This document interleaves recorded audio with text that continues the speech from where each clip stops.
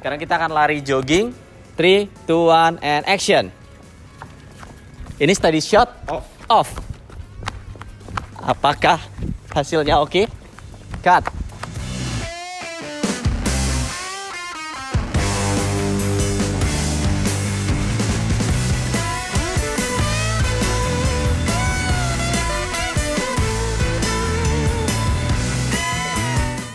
Kanan, kiri, kanan banget, kanan lagi, putar badan, sini lihat sini.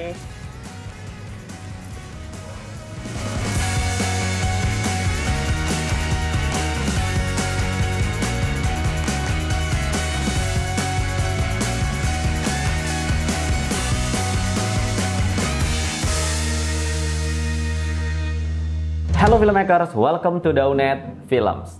Pernah nggak kita syuting, tapi footage-nya itu kayak hampir impossible untuk distabilin? Nah, footage kayak apa sih yang susah banget distabilin? Yang pertama, biasanya kalau pakai focal length tinggi, terus background-nya blur, itu udah nggak mungkin distabilin. Susah. Bisa pun pasti hasil belakangnya jello. Yang kedua adalah kalau misalnya orangnya pakai baju kotak-kotak atau pakai batik.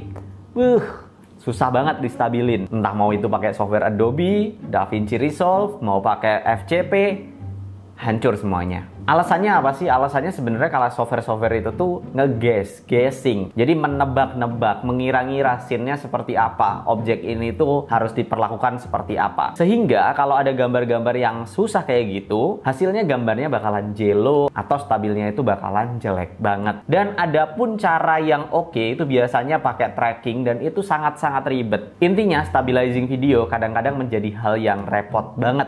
Nah, di topik kali ini kita akan ngebahas sesuatu yang disebut dengan Catalyst Browse. Catalyst Browse sendiri ini aplikasi buatan Sony yang pastinya juga cocoknya di ekosistem Sony, dan salah satu fungsinya adalah untuk ngestabilin gambar yang udah kita punya. Nah, untuk topik kali ini kita pakai Sony A7C yang sedang kita pakai buat ngerekam sekarang. Ya, gambarnya bagus ya. Gokil. Kamera A7C ini sendiri kamera yang cukup baru dari Sony, dan ini oke banget karena udah support untuk Catalyst Browse. Nanti akan disebutin sama Jebs dari Sony kamera apa aja yang support. Dan yang gue suka dari A7C ini juga kameranya tuh compact, kecil, tapi udah punya sensor full frame. Dan kamera ini sendiri udah punya fitur gyro stabilizer di dalamnya. Dan ini udah bisa dipakai langsung sebenarnya. Nah, kalau rekaman ini juga gue pakai mic yang tadi kalian dengerin suaranya. Ini adalah microphone ECM. Kalau untuk transmitter sama receivernya gue pakai ECM W2BT. Dan kalau untuk lavnya gue pakai ECM LV1. Nah, mic yang gue pakai ini sendiri, dia tuh receivernya itu bisa dijadiin mic. Terus bisa juga pakai lav kayak gini. Lalu transmitternya itu juga bisa dijadiin mic. Edan. Anjas di sini. Dan ini suara Jebs di sini. Nah, kita jauh-jauhan, gue bisa ngomong. Nah, di sana juga ada mic-nya juga gitu. Iya, jadi gue bisa ngomong juga clear dari sini. Ini gila banget sih. Dan ini langsung ke Hot Shoe, nggak pakai kabel lagi. Oke, tanpa berlama-lama lagi langsung aja kita masuk ke Catalyst Browse-nya. Nah, seperti inilah tampilan dari aplikasi Catalyst Browse. Nah, yang pertama kita akan nyoba ngestabilin gambar yang cukup normal sebenarnya. Dan kayaknya bisa distabilin dengan aplikasi lain. Tapi inilah dia hasil dari Catalyst Browse. Steady shot off. And Action.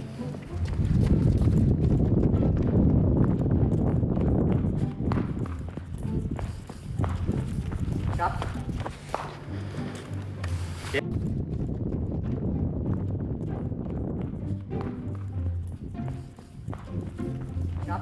Nah, caranya sendiri gampang. Ketika kalian masukin footage A7C ini di Catalyst Browse, dia itu udah langsung kedeteksi gitu. Kamera apa, ISO-nya berapa, dan pokoknya data-datanya kedeteksi. Nah, yang dipakai untuk ngestabilin ini adalah data gyroscope yang ada di dalamnya. Jadi, dia pasti akurat.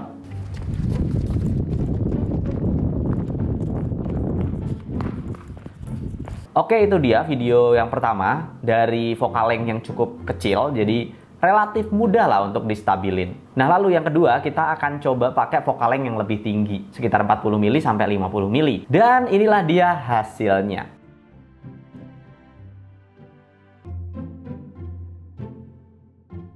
Lihat kiri, kanan,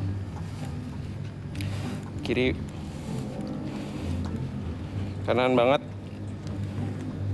kanan lagi, putar badan, sini lihat sini. Ini cukup memuaskan karena meskipun scene-nya itu cukup bokeh, dari Catalyst Browse sendiri ini masih tetap akurat. Nah, sebenarnya lebih optimal lagi kalau misalnya kalian nyalakan gyro stabilization yang ada di kameranya sendiri. Jadi double gitu proteksinya. Yang pertama dari kameranya sendiri udah ada stabilizer.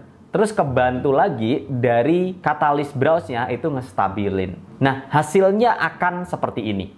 On. Ya, jadi ini yang internal steady shot. Kita coba goyangin. Ini kita coba goyangin yang steady shot internal kamera. Oke. Ya, memang dia juga udah improve ya ke shaky-nya. Cuma nanti kita compare sama yang di Catalyst. Oke. Siap.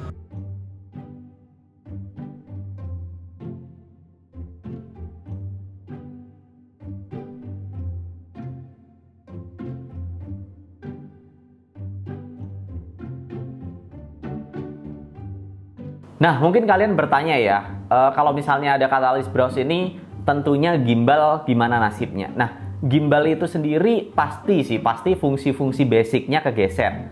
Fungsi basic.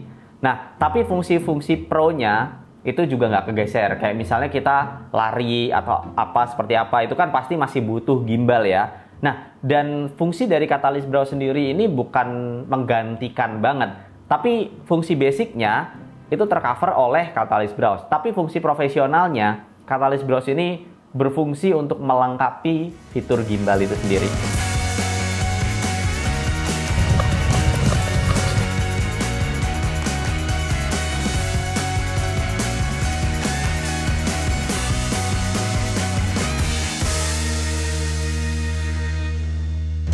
Nah, itu dia hasil dari yang udah kita dapat, dan bandingkan video yang belum kita kasih Catalyst Browse dan juga yang udah dikasih Catalyst Browse. Beda banget kan? Nah, pasti kalian penasaran dong, sebenarnya cara kerjanya tuh seperti apa sih? Masa iya bisa ajaib gitu, bisa ketahuan langsung dan bisa langsung stabilize gitu? Dan sebenarnya kamera apa aja sih yang support? Oke, kita udah tersambung sama Jeps dari Sony Indonesia. Jeps, coba tolong dong jelasin cara kerja Catalyst Browse ini seperti apa.